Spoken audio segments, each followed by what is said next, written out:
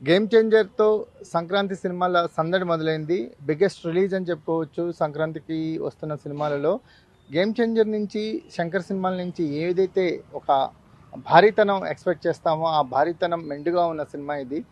శంకర్ సినిమాలు అనగానే ఒక ప్రొడక్షన్ వాల్యూస్ కానీ అతను ఆ గ్రాండ్యూర్నెస్ ఏదైతే ఎక్స్పెక్ట్ చేస్తామో అది సినిమా మొత్తం కూడా ఇది శంకర్ సినిమా అనిపించే విధంగానే ఈచ్ ఫ్రేమ్ కూడా ఆ భారీతనంతో కనిపిస్తుంది.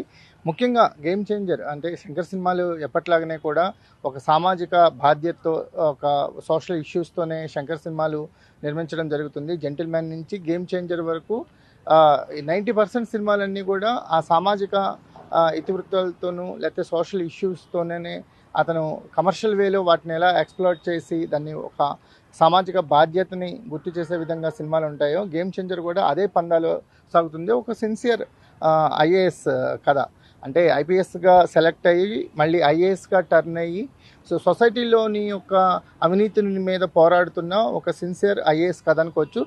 ఐఏఎస్ అనగానే ఇప్పటివరకు చూసిన ఐఏఎస్ల కంటే మోస్ట్ పవర్ఫుల్ ఐఏఎస్కున్న అధికారాలు ఏంటి, ఐఏఎస్ ఏం చేయొచ్చు అనేది కూడా సామాన్యులకి గేమ్ చేంజర్తో అర్థమవుతుంది. శంకర్ సినిమాల్లో కనిపించే ఒక కమర్షియల్ వాల్యూస్ ఎక్కడా మిస్ అవ్వకుండా గేమ్ చేంజర్లో హీరో క్యారెక్టరైజేషన్ బిల్డ్ చేయడం జరిగింది. ఏదైనా ఒక మాల్కి వెళ్ళి అక్కడ మనకి అగ్నిమాపక దళం వాళ్ళు ఆ వ్యాన్ పట్టే స్పేస్ లేదంటే వెంటనే పేల్చేస్తారు, మొత్తం ఆ భవనాన్ని డిమాలిష్ చేసేస్తాడు. ఇలాంటి సన్నివేశాలు ప్రాక్టికల్గా ఎంతవరకు జరుగుతాయి అంటే ఇలాంటి ఆఫీసర్స్ ఉండి ఇలా చేస్తే సామాన్యులకు మంచి జరుగుతుందనే ఒక లోపల ప్రతి ఒక్కళ్ళకి ఉంటుంది. ఆ ఆశలన్నీ తెర మీద నెరవేరుతున్నట్టు ఈ సినిమా అనిపించింది. ఫస్ట్ హాఫ్లో పవర్ఫుల్ ఐఏఎస్గా రామ్ చరణ్ రోల్ చాలా బాగుంది. లవ్ స్టోరీ అంతగా ఇంపాక్ట్ లేదు. లవ్ స్టోరీకి అంత ఇంపాక్ట్ లేకపోయినప్పటికీ కూడా కలర్ఫుల్గా ఐఏఎస్ రోల్కి మాత్రం స్టిక్ ఆన్ అయి ఉంటాము. ఎప్పుడైతే ఈ ఐఏఎస్కి ఒక పొలిటికల్ పార్టీకి కనెక్షన్స్ ఉన్నాయి, అతన్ని రాబోయే ముఖ్యమంత్రిగా ప్రకటించబోయారు అని చెప్పిన దగ్గర నుంచి సినిమా టర్న్ మారిపోతుంది. అక్కడి నుంచి మళ్ళీ ఫ్లాష్ బ్యాక్ ఎపిసోడ్స్ ప్రెడిక్టబుల్గా ఉంది. సెకండ్ హాఫ్కి వచ్చేసరికల్లా ప్రెడిక్టబుల్గా ఉంది. అప్పన్న రోల్ స్టార్ట్ అవడంతోనే మనకు ఒకటి అర్థమవుతుంది, డబ్బు లేని రాజకీయం చేద్దాం అనేది అతని స్లోగన్.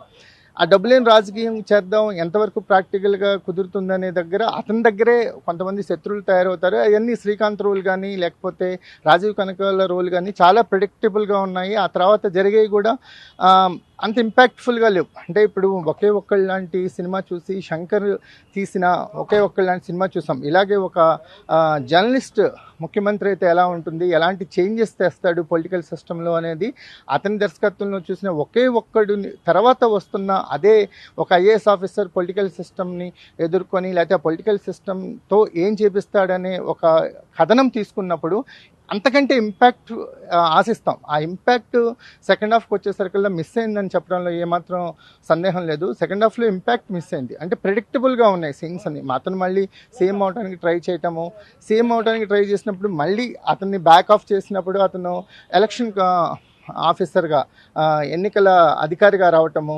సో ఇవన్నీ కూడా ఒక క్యారెక్టర్లో అన్ప్రెడిక్టబుల్గా అనిపించినప్పటికీ జరుగుతున్న సీన్స్ మాత్రం అంత ఇంపాక్ట్ ఇవ్వలేదు సెకండ్ హాఫ్కి వచ్చేసరికల్లా.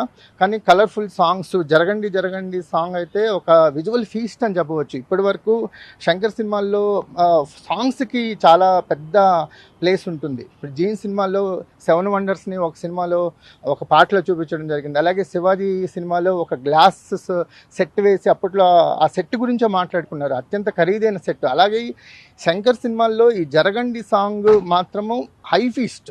అసలు ఆ పిక్చరైజేషన్ ఒక 3D ఫార్మాట్లో పిక్చరైజ్ చేయటము చాలా బాగుంది. సాంగ్స్ ఇంపాక్ట్ఫుల్గా ఉన్నాయి, కలర్ఫుల్గా ఉన్నాయి. సెకండ్ హాఫ్కి వచ్చేసరికల్లా కథనం పట్టు తప్పింది అనటంలో ఏమాత్రం సందేహం లేదు. సో ఓవరాల్గా గేమ్ చేంజర్ విషయానికి వస్తే చాలా ప్రొడక్షన్ వాల్యూస్ లేకపోతే అత్యంత భారీతనం కనిపిస్తుంది. సినిమాల్లో కలర్ఫుల్గా కనిపిస్తుంది. చరణ్ పర్ఫార్మెన్స్ బాగుంది. చరణ్ డ్యూయల్ రోల్లో అప్పన్న పాత్రలో చేశాడు. అలాగే ఐఏఎస్ క్యారెక్టర్లో చేశాడు. ఈ 2 క్యారెక్టర్లకి పూర్తిగా న్యాయం చేశాడు. తన క్యారెక్టరైజేషన్, తన బాడీ లాంగ్వేజ్లు బాగున్నాయి. Appanna character flash back open చేసిన తర్వాత ఆ క్యారెక్టర్లోని వేరియేషన్స్ అప్పన్న పాత్రలో చూపించడానికి చరణ్ చేసిన ప్రయత్నాలు చాలా బాగున్నాయి. ముఖ్యంగా ఈ క్లైమాక్స్కి వచ్చేసరికల్లా సినిమా అంత ఇంపాక్ట్ఫుల్గా అనిపించలేదు అని అనిపిస్తుంది. ఓవరాల్గా ఈ పండగ సీజన్లో కలర్ఫుల్గా చూడటానికి గేమ్ చేంజర్ బాగుంటుంది, కానీ ఇంపాక్ట్ఫుల్ సినిమా లేకపోతే ఒకే ఒక్కడు చూసి ఆ దర్శకుడి నుంచి వచ్చిన సినిమా కాబట్టి ఇది గేమ్ చేంజర్లో ఇంకాస్త ఎక్స్పెక్ట్ చేసి వస్తే మాత్రం కొంత నిరాశ కలుగుతుంది. పర్ఫెక్ట్గా సంక్రాంతి సీజన్లో చూడటానికి మాత్రం గేమ్ చేంజర్ మంచి చాయిస్ అని చెప్పుకోవచ్చు.